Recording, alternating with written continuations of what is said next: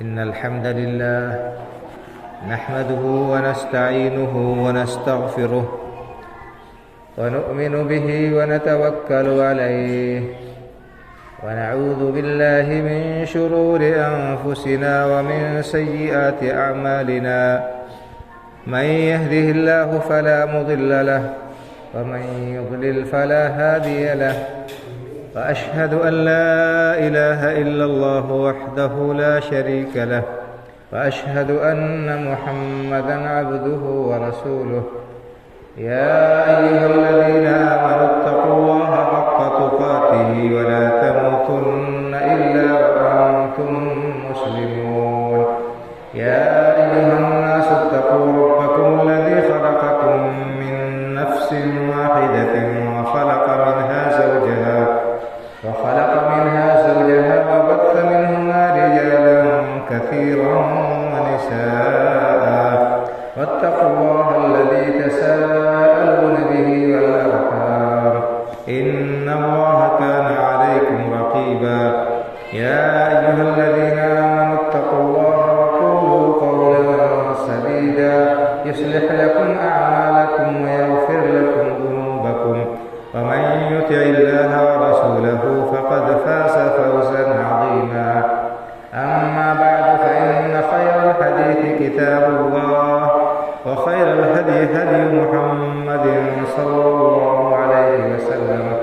وشر الأمور محدثاتها وكل محدثة بدعة وكل بدعة ضلالة وكل ضلالة في النار. أعوذ بالله من الشيطان الرجيم. بسم الله الرحمن الرحيم. قاف والقرآن المجيد بل عجبوا أن جاءهم منذر منهم فقال الكافرون هذا شيء عجيب أإذا متنا وكنا ترابا ذلك رجع بعيد قد علمنا ما تنقص الأرض منهم وعندنا كتاب حفيظ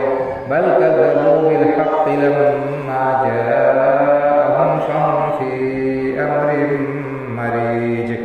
أفلم ينظروا إلى السماء فوقهم كيف بنيناها وزيناها وما لها من فروج والأرض مددناها وألقينا فيها رواسي وأنبتنا فيها من كل زوج بهيج تبصرة وذكرى لكل عبد منيب ونزلنا من السماء ماء مباركا فأنبتنا به جنات وحب الحصيد والنخل باسقات لها طلع نضيد رزقا للعباد وأحيينا به بلدة ميتا كذلك الخروج. وعن عبد الله بن عمر رضي الله تعالى عنهما قال فرض رسول الله صلى الله عليه وسلم زكاة الفطر على الحر والعبد والذكر والأنثى والصغير والكبير من المسلمين أو كما قال صلى الله عليه وسلم رب اشرح لي صدري ويسر لي أمري واحلل عقدة من لساني يفقه قولي سبحانك لا علم لنا إلا ما علمتنا إنك أنت العليم الحكيم. ہر قسم کی حمد و ثنا کا مستحق اللہ وحدہ لا شریک ہے جو ساری کائنات کا خالق و مالک پروردگار و پالنہار ہے اور وہی اکیلا عبادت کے لائق ہے. اس کے سوا کوئی بھی ہستی عبادت کے لائق نہیں. ہم اس پاک پروردگار کی حمد و ثنا بیان کرتے ہیں اور اسی کی عبادت کرتے ہیں.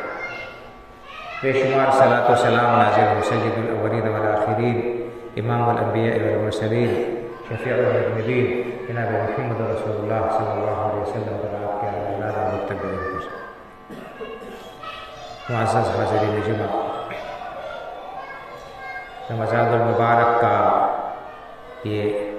مہینہ اللہ رب العالمین کی رحمتوں،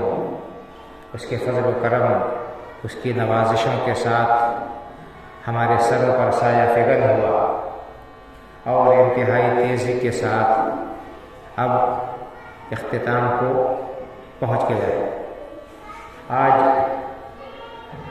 27واں روزہ ہے، آج کے بعد زیادہ سے زیادہ 3 روزے اور بچے، اس کے بعد یہ مہینہ ہم سے رخصت ہو جائے گا۔ انتہائی قابل مبارکباد ہے وہ لوگ جنہوں نے اس مہینے کی گھڑیوں کی قدر کی، اس کے شب و روز کو اللہ کی عبادت میں، اس کے ذکر میں، رکوع و سجود میں، قرآن کریم کی تلاوت میں، تسبیح و تحلیل میں، توبہ و استغفار میں، دعا میں، مختلف بھلائی کے کاموں میں گزارا۔ اور بہت ہی محروم ہیں وہ لوگ، بڑے ہی بدقسمت اور بدنصیب ہیں وہ لوگ جنہوں نے اس مبارک مہینے کو پا کر اس کو یوں ہی ضائع کر دیا اور اس کی مبارک ساعتوں سے فیض نہیں اٹھا سکے، اور اس مہینے میں اللہ رب العالمین کی بخشش کا سامان نہیں کرا سکے۔ ابھی بھی موقع ہے کہ ایسے لوگ غفلت سے بیدار ہو جائیں اور جو گنے چنے دن ہیں، گنے چنے جو اس کے لمحات ہیں، ان کی قدر کرتے ہوئے اور ان میں رو کر گڑ گڑا کر اللہ کی بارگاہ میں شرمندگی کا اور اپنی قصور اور عاجزی کا اظہار کر کے اس کو منانے کی، اس کو خوش کرنے کی کوشش کریں۔ بہرحال یہ مبارک مہینہ اپنے جلوں میں بہت کچھ چیزیں لے کر آتا ہے۔ اس مبارک مہینے میں ایک مسلمان کا تعلق اللہ رب العالمین سے اور اس کے دین سے بڑا مضبوط ہو جاتا ہے۔ مساجد آباد ہو جاتی ہیں، ان کی رونقیں بڑھ جاتی ہیں۔ اسی طرح سے لوگ صدقہ و خیرات کا بھی حتی الامکان اہتمام کرتے ہیں، قرآن کریم کی تلاوت میں اپنے اوقات کو لگاتے ہیں۔ خلاصہ کلام یہ کہ ایک بڑا ہی روحانی ماحول ہوتا ہے اور معاشرے میں خیر اور بھلائی کے مظاہر عام ہوتے ہیں۔ اسی لیے اللہ کے رسول صلی اللہ علیہ وسلم نے فرمایا ہے کہ اس مہینے میں شیاطین، سرکش شیاطین قید کر دیے جاتے ہیں اور ان کو اپنی شرارتوں اور لوگوں کو گمراہ کرنے کے جو مواقع دوسرے دنوں میں میسر رہتے ہیں وہ اس مہینے میں کم ہو جاتے ہیں۔ ایک صحیح روزے دار جو ہے، جس کو اپنی آخرت کی فکر ہوتی ہے، جس کو اللہ رب العالمین کی رضامندی کا حصول مقصود ہوتا ہے جس کا، وہ حتی الامکان کوشش کرتا ہے کہ اپنے روزوں کو ان تمام چیزوں سے بچائے جن کی وجہ سے اس کے روزے مخدوش ہو سکتے ہو، جس کی وجہ سے ان کا ثواب کم ہو سکتا ہو، جن کی وجہ سے روزوں کے اجر میں کمی واقع ہو جاتی ہے۔ لیکن بہرحال ہم انسان ہیں، انسان کے فطرت میں کچھ نہ کچھ کمزوری پائی جاتی ہے، کہیں نہ کہیں اس سے بھول چوک ہو ہی جاتی ہے۔ تو اللہ کے رسول صلی اللہ علیہ وسلم نے اس رمضان کے روزوں کے اندر جو کمی رہ گئی اور انسان سے جو کچھ روزوں کے خلاف، اس کے تقاضوں کے خلاف کام سرزد ہو گئے، ان کی تکمیل اور بھرپائی کے لیے رسول اکرم صلی اللہ علیہ وسلم نے صدقہ فطر کو مقرر فرمایا۔ آپ کے سامنے میں نے بخاری اور مسلم کی حدیث پڑھی ہے، اس میں اللہ کے رسول صلی اللہ علیہ وسلم کے بارے میں صحابی حضرت عبداللہ بن عمر رضی اللہ تعالیٰ عنہ فرماتے ہیں کہ فرض رسول اللہ صلی اللہ علیہ وسلم صدقۃ الفطر، اللہ کے رسول صلی اللہ علیہ وسلم نے ہر مسلمان کے اوپر صدقہ فطر کو واجب قرار دیا ہے، ضروری قرار دیا ہے، ایک سا گیہوں سے یا کھجور سے یا غلے سے، اور یہ صدقہ فطر آپ نے ہر شخص کے اوپر رکھا ہے، علی الحر والعبد، چاہے غلام ہو چاہے آزاد ہو، والذکر والانثی، چاہے مرد ہو چاہے عورت ہو، والصغیر والکبیر، چاہے چھوٹا ہو چاہے بڑا، ہر شخص کے اوپر صدقہ فطر کو اللہ کے رسول صلی اللہ علیہ وسلم نے فرض قرار دیا ہے، اور فرمایا کہ وَأَمَرَ بِهَا أَن تُؤَدَّى قَبْلَ صَلَاةِ العید، اور عید کی نماز سے پہلے پہلے اس صدقۃ الفطر کو ادا کرنے کا آپ نے حکم دیا ہے، اور فرمایا ہے کہ فقراء و مساکین اور مستحقین تک یہ صدقہ فطر عید کی نماز سے پہلے پہلے پہنچا دیا جائے۔ اگر کوئی شخص عید کی نماز ادا کرنے سے پہلے پہلے صدقہ فطر ادا کر دیتا ہے تب تو وہ صدقہ فطر ہوگا، اور اسی طرح سے اگر اس نے نماز عید سے پہلے صدقہ فطر نہیں ادا کیا تو یہ اس کا صدقہ فطر ادا نہیں ہوگا، بلکہ وہ ایک عام صدقہ ہوگا اور اس کا جو وقت ہے وہ وقت فوت ہو جائے گا۔ اسی طرح سے ایک دوسری حدیث میں حضرت عبداللہ ابن عباس رضی اللہ تعالیٰ عنہ نے بیان فرمایا کہ اللہ کے رسول صلی اللہ علیہ وسلم نے اس صدقہ فطر کو فرض قرار دیا ہے طہرۃ للصائم من اللغو والرفث، یہ روزے دار سے روزے کی حالت میں جو نامناسب باتیں زبان سے نکل جاتے ہیں، لغویات اس کی زبان سے نکل جاتے ہیں، اور روزے کے تقاضوں کے منافی اعمال اس سے سرزد ہو جاتے ہیں، تو اس کے کفارے کے طور پر اس میں جو کمی ہو جاتی ہے اس کمی کی تکمیل کے لیے آپ نے اس صدقہ فطر کو فرض قرار دیا ہے۔ اسی طرح سے طعمۃ للمساکین، مسکینوں کے کھانے کے لیے مقرر فرمایا۔ ایک دوسری روایت میں ہے کہ آپ نے فرمایا کہ اس دن یعنی عید کے دن ضرورت مندوں کو، محتاجوں کو مانگنے سے بے نیاز کر دو، ان کو پہلے ہی ادا کر دو جو ضرورت مند ہے واقعی، تاکہ وہ عید کے دن جو ہے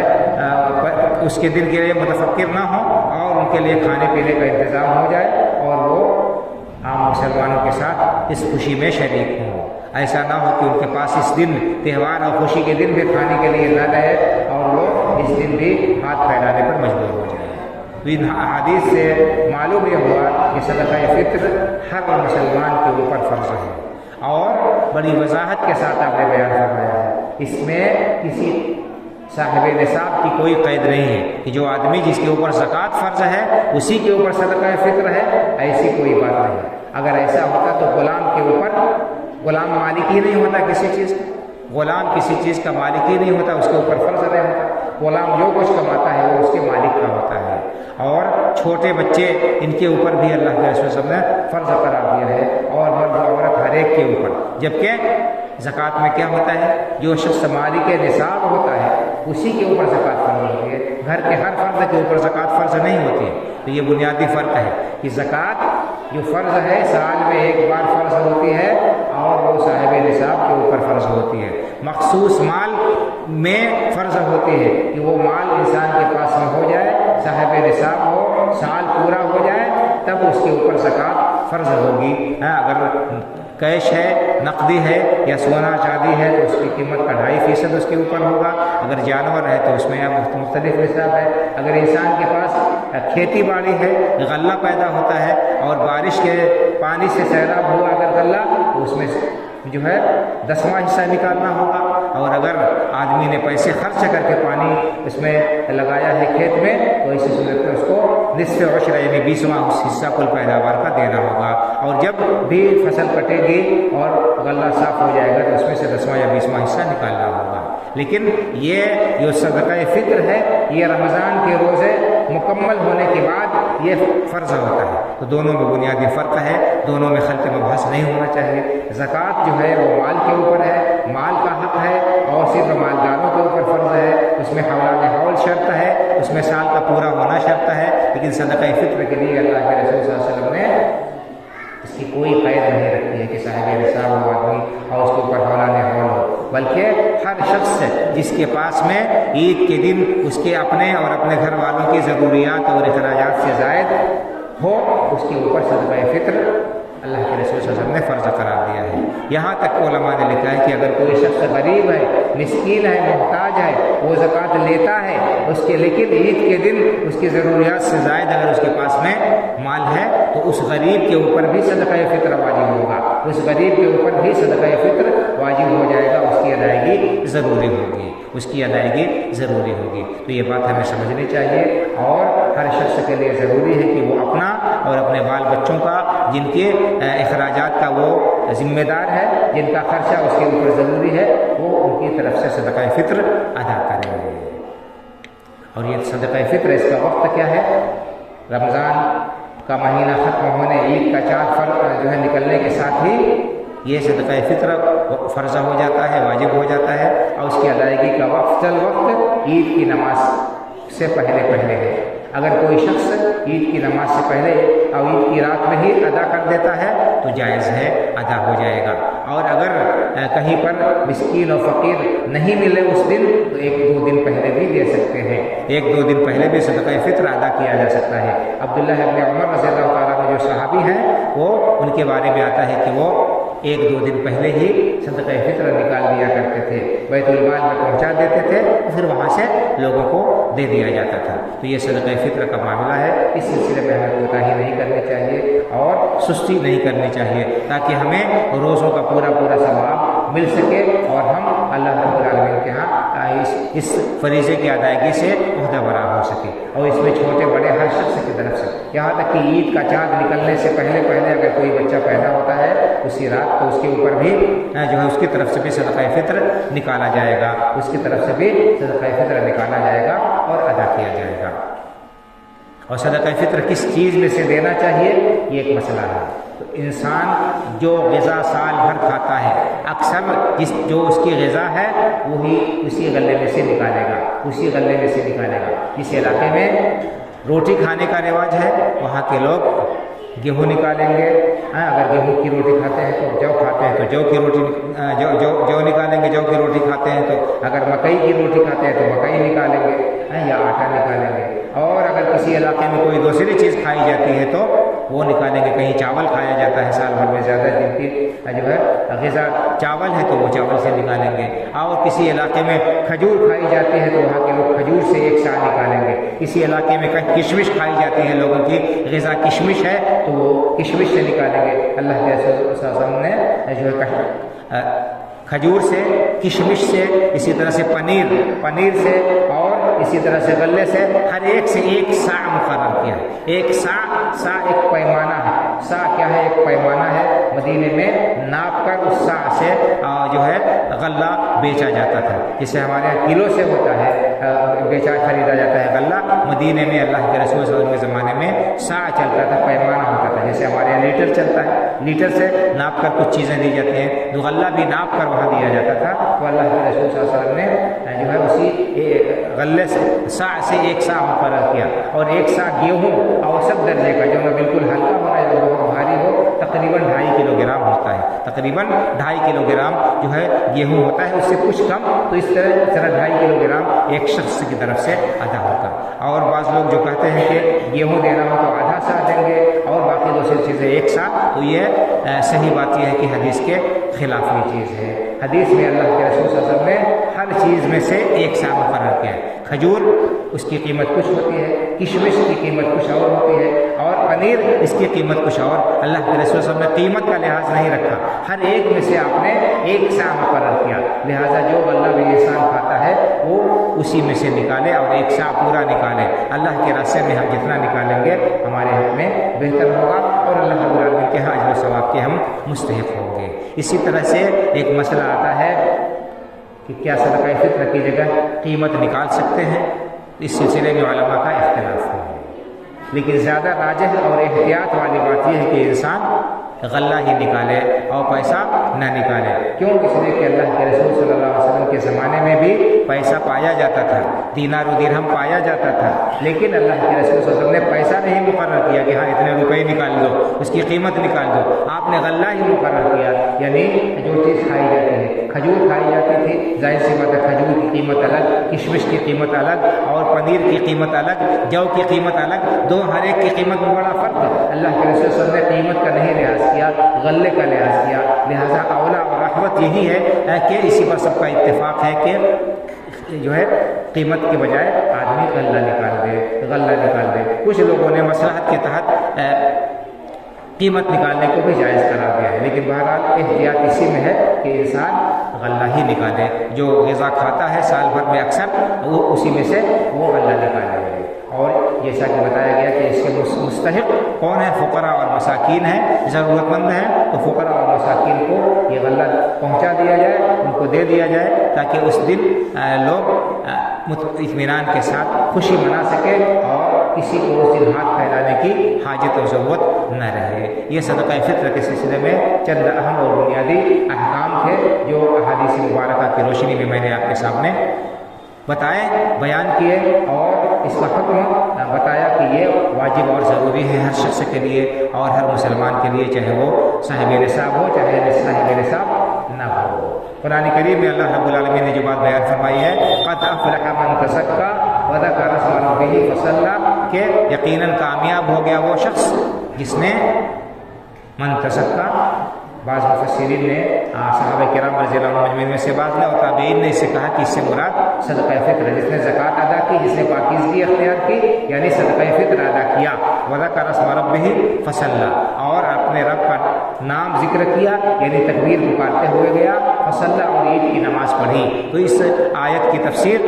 قد افلح من تزکیٰ وذکر اسم ربہ فصلی، بعض مفسرین سے صحابہ کرام رضی اللہ تعالیٰ عنہم اجمعین میں سے اور اسی طرح سے تابعین اعظام اللہ میں سے مفسرین سے یہ ثابت ہے کہ اس سے مراد تزکیٰ سے مراد صدقہ فطر ہے، کہ انسان عید کی نماز سے پہلے صدقہ فطر ادا کرے اور اس کے بعد تکبیر پکارتے ہوئے عیدگاہ جائے یا مصلی جائے اور وہاں پر اللہ کے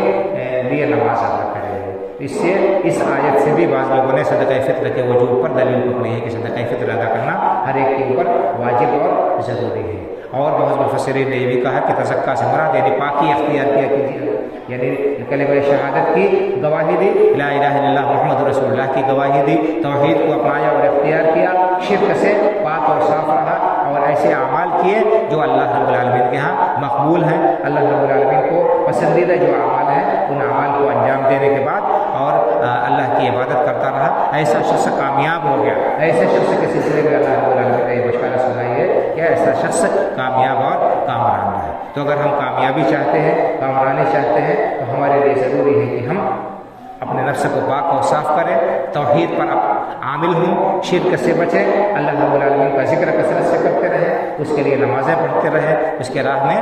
خرچ کرتے رہیں، تو یقینی طور پر ہمیں کامیابی حاصل ہوگی۔ یہ اللہ رب العالمین نے کامیابی کا نسخہ اور اس کا گل ہمیں بتایا ہے۔ اللہ رب العالمین سے دعا ہے کہ اللہ تعالی ہمیں ہمارے روزوں کو اور ہمارے جو ہے قیام کو، ہماری عبادات کو جو اس مہینے میں ہم نے انجام دی ہے ان کو شرف قبولیت سے نوازے اور ان پر ہمیں بہترین اجر عطا فرمائے، اور رمضان المبارک سے ہم نے جو کچھ سیکھا ہے اس کو اللہ رب العالمین آئندہ بھی عملی زندگی میں اس کا اثر باقی رکھے اور ہمیں شریعت پر عمل پیدا ہونے کے توفیق عطا فرمائے، آمین۔ اقول قولی ھذا واستغفر اللہ لي ولكم ولسائر المسلمین فاستغفروه من كل ذنب انه هو الغفور الرحیم۔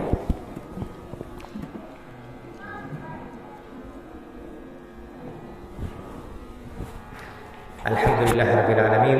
والصلاة والسلام على اشرف الانبیاء والمرسلین نبینا محمد وعلى آلہ وصحبہ اجمعین، اما بعد۔ محترم حضرات، صدقہ فطر سے متعلق ضروری مسائل میں نے بیان کیے اور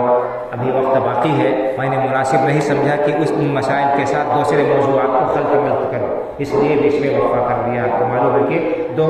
خطبہ ہوتا ہے، یہ پہلا خطبہ ہو گیا، دوسرے خطبے میں عام نصیحت ہے۔ ہم نے رمضان المبارک کا یہ مہینہ پایا اور اس مہینے میں ہم نے حسب استطاعت اللہ رب العالمین کی عبادت و بندگی میں اپنے اوقات کو صرف کیا۔ اللہ رب العالمین نے قرآن کریم کے اندر روزوں کی فرضیت کا مقصد بیان فرمایا ہے کہ لعلکم تتقون۔ روزوں کی فرضیت کا مقصد یہ ہے کہ تمہارے اندر تقوی آ جائے، تمہارے اندر پرہیزگاری آ جائے۔ تقوی کے معنی آتے ہیں آڑ کے اور رکاوٹ کے، یعنی ایسا عمل کرنے لگو جس کے ذریعے سے اللہ کے عذاب سے بچ جاؤ۔ تو روزہ کا مقصد ہے تقوی پیدا کرنا، احتیاط پیدا کرنا کہ انسان محتاط ہو جائے۔ اور ہم نے عملی طور پر یہ ثابت کیا کہ اگر ہم کمر بستہ ہو جائیں کسی کام کے لیے، آمادہ و تیار ہو جائیں اور ہم جو ہے پختہ ارادہ کر لیں تو ہم اس کام کو کر سکتے ہیں۔ ہم نے 1 مہینے تک اللہ رب العالمین کی رضامندی کے لیے، اللہ کی خوشنودی حاصل کرنے کے لیے اپنی خواہشات کو، اپنی جائز خواہشات کو دبایا اور اپنے پسند کو ہم نے پیروں تلے